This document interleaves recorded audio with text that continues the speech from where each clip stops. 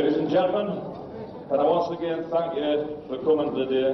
I think it's about the 46th annual Christmas tea for the retired members at Horden Colliery. As you all know, we engage now fighting the coal board to try and keep Horden Colliery open. So let's hope we're all here again next year, enjoying the same circumstances with the pit open.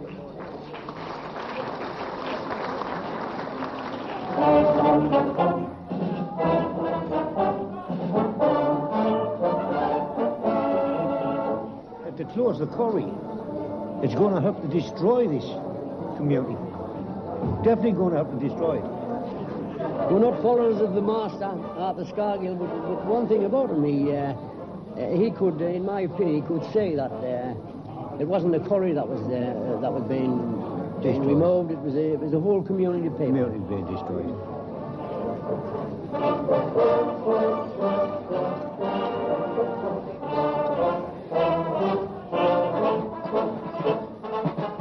The annual tea for retired miners at Horden is a moment when past and present touch. Today's miners serve those village heroes who've spent their working lives underground. The continuity of pit and community is reinforced and celebrated. But at Christmas 1985, the life of this community was threatened. The National Coal Board wanted to close the Horden pit.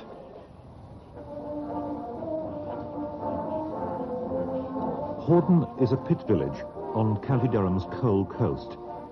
It's always lived and breathed coal. Coal has been its life, and Horden could see no way to live without it.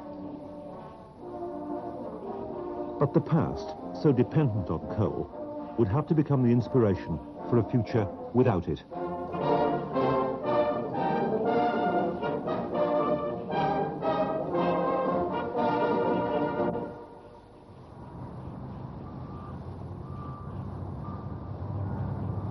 The buzzer, yes, the buzzer used to go, and that laid the pit was idle. When you heard the buzzer going, you knew the pit wasn't working. The men hadn't to go to work. How many times did it go about if a man being killed in this pit? Hundreds and hundreds and hundreds of times. That pit's been lying in state for over a year now.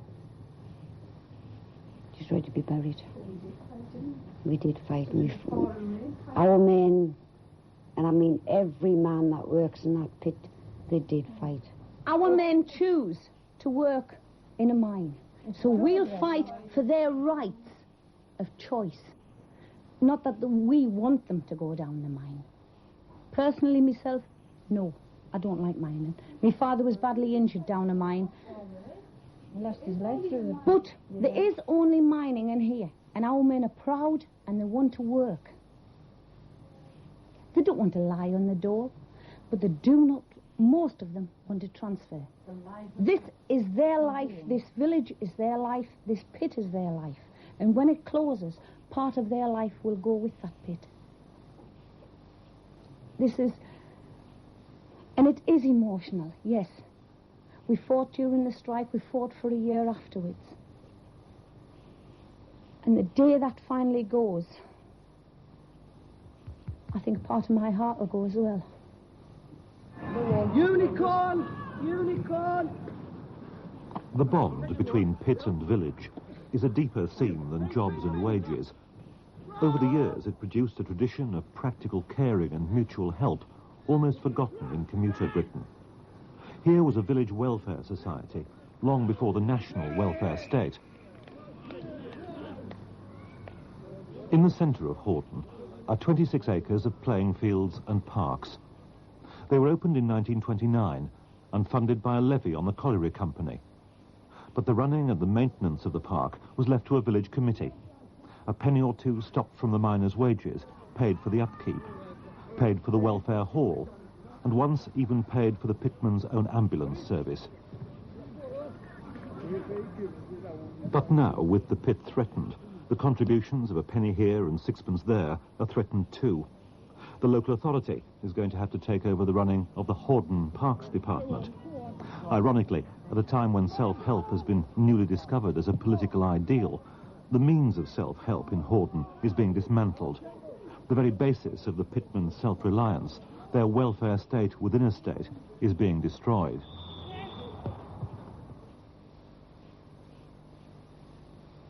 By County Durham standards, Horden is a new pit. It was only in 1900 that the Horden Colliery Company began sinking its 3 shafts. Their account books chart the progress of the new venture, the construction of the pit buildings, the day the first precious coal was sold. Also recorded and accounted for in those early years is the birth of the village the company built around its new pit. In 1903, the purchase of 31 Durham acres and the construction of 24 houses. By 1905, 138 houses had been built. The first streets they built up to 5th Street, you only had to come out the front door and walk along the street, and all led to the colliery. Well, in those days, the streets started from 1st Street, 2nd Street, 3rd Street, 4th Street, 5th Street, 6th Street, up to 13th Street. There was no 14th Street, but if people talked about going to 14th Street, they were going to the cemetery. By 1913, Horden was a community of more than 1,200 pitmen's homes. It was rough. I mean, there was no time we cut them on the roads. It was like big stones. I remember reading somewhere. About 19 years. Oh, 19. I wasn't born then. We could always remember the church, though. I remember going there on a snowstorm. I was the only one who turned up in my class. We always remember that. You could hardly walk with snow. My dear friends, we offer our Eucharist for the good of our own parish and people.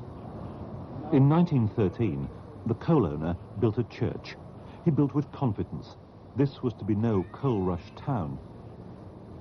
Shops and businesses came, but they too depended on the pit. Perhaps those were never really good times, but Horden was better off than many parts of County Durham. Now, Kilburns were popular because they were a credit firm. Now, you could go to Kilburn and you could get what we call a club out. That was a credit. And the most you could get was £2, because the miner's full wage at that time was only 30 shillings a week. While the birth of Horden is recorded in the coal owner's ledger copperplate, so the pit's road to extinction is set down in the computer printout of another, this time nationalised, profit and loss account.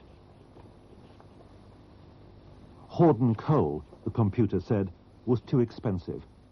It wasn't suitable for today's market. This was the case the mining unions were pledged to fight when they went to the new mining review body in London. The pitmen had figures too. The cost to the community of redundancy payments, of unemployment benefit, of lost rates. An alternative ledger, this time of the social costs. Liability. Economics. Start. Their case is basically on economics. The judgment went against Horden. The case, based on the social consequences, was rejected. Horden would close.